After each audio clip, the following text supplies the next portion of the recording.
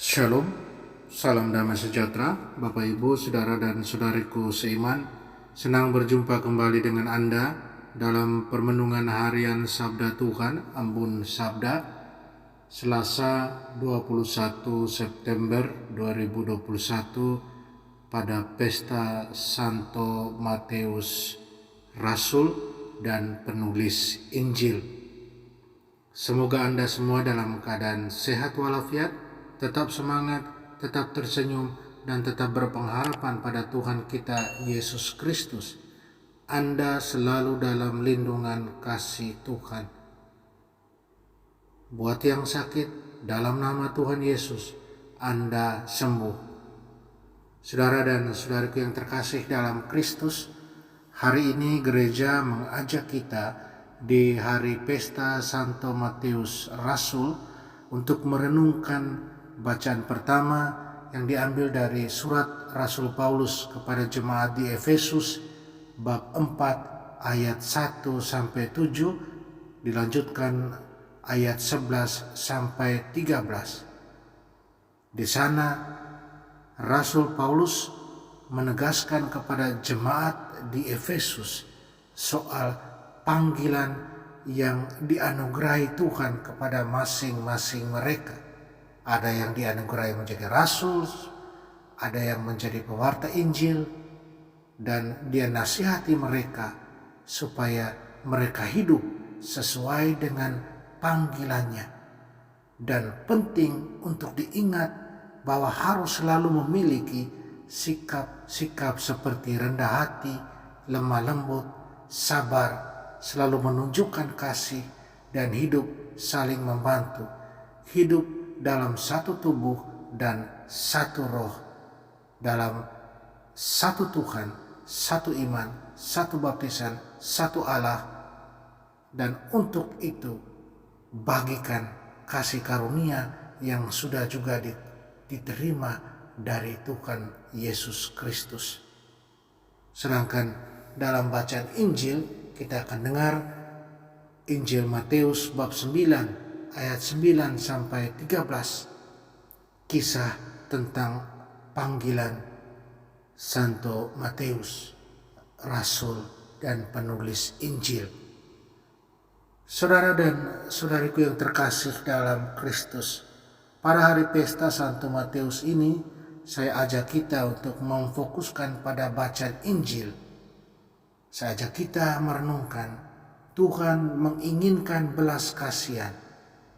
Panggilan kita karena itu, wartakanlah belas kasihan Tuhan. Saudara dan saudariku, apa panggilan Tuhan dalam hidup kita masing-masing? Yesus memilih Matius untuk menjadi pengikut dan sahabatnya, bukan karena Matius itu seorang religius atau terpelajar, populer atau suci. Karena Matius tampaknya seorang yang bukan siapa-siapa. Apalagi dia memilih untuk hidup dalam kekayaan dan kemudahan dengan profesi yang dijalaninya yang sangat mungkin yang paling korup dan dibenci oleh semua orang. Dia seorang pemungut pajak, pemungut cukai. Karena pemungut pajak atau pemungut cukai, mereka membuat mereka kaya dengan menagih berlebihan, dan bahkan mereka mengancam orang jika orang-orang tidak menyerahkan uang kepada mereka. Saudara dan saudariku terkasih dalam Kristus, apa yang Yesus lihat dalam Matius yang tidak dilihat oleh orang lain? Ketika Nabi Samuel datang ke rumah Isai untuk mengurapi calon pewaris takhta Israel, dia melewati 7 putra pertama dan dia pilih yang terakhir. Dalam 1 Samuel bab 16 ayat 7 sampai 13, Tuhan melihat hati dan bukan penampilan manusia. Hati Daud seperti kompas yang mencari arah utara yang sebenarnya, dan itu menunjuk pada Tuhan. Hati Matius pasti merindukan Tuhan, meskipun dia tidak berani menunjukkan wajahnya di sinagoga, di mana orang-orang Yahudi berdoa dan tempat mereka mempelajari Taurat hukum Tuhan.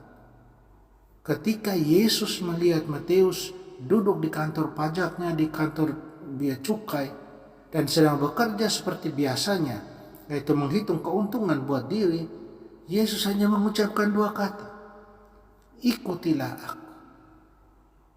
Kedua kata ini mengubah Matius dari pencari keuntungan yang mementingkan diri sendiri menjadi rasul yang melayani, yang membawa harta kerajaan Allah kepada orang miskin dan membutuhkan, membawa belas kasihan Allah kepada orang lain. Santo Yohanes Chrysostomus, Bapak Gereja abad ke-5 yang hebat, terkenal sebagai pengkhotbah ulung, dia menggambarkan panggilan Matius sebagai berikut. Mengapa Yesus tidak memanggil Matius pada saat yang sama ketika dia memanggil Petrus dan Yohanes dan yang lainnya? Dia datang kepada masing-masing pada waktu tertentu ketika dia tahu bahwa mereka akan menanggapinya. Dia datang pada waktu yang berbeda untuk memanggil Matius ketika dia diyakinkan bahwa Matius akan menyerah pada panggilannya sebagai pemungut cukai. Demikian pula dia memanggil Paulus pada waktu yang berbeda ketika dia rentan setelah kebangkitan, seperti seorang pemburu yang mengejar buruannya. Karena dia yang mengenal hati kita yang terdalam dan mengetahui rahasia pikiran kita, tahu kapan masing-masing dari kita siap untuk menanggapi sepenuhnya.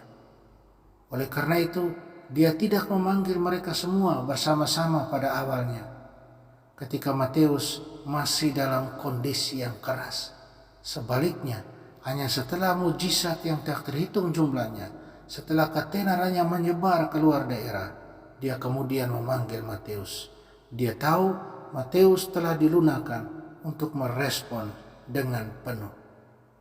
Saudara dan saudaraku terkasih dalam Kristus, ketika orang-orang Farisi menantang perilaku Yesus yang tidak lazim, yaitu makan bersama orang-orang berdosa di depan umum, pembelaan Yesus sangat-sangat sederhana.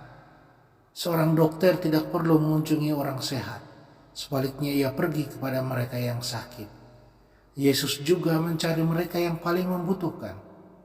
Seorang dokter sejati mencari penyembuhan keseluruhan dari seseorang, penyembuhan tubuh, pikiran, dan jiwa.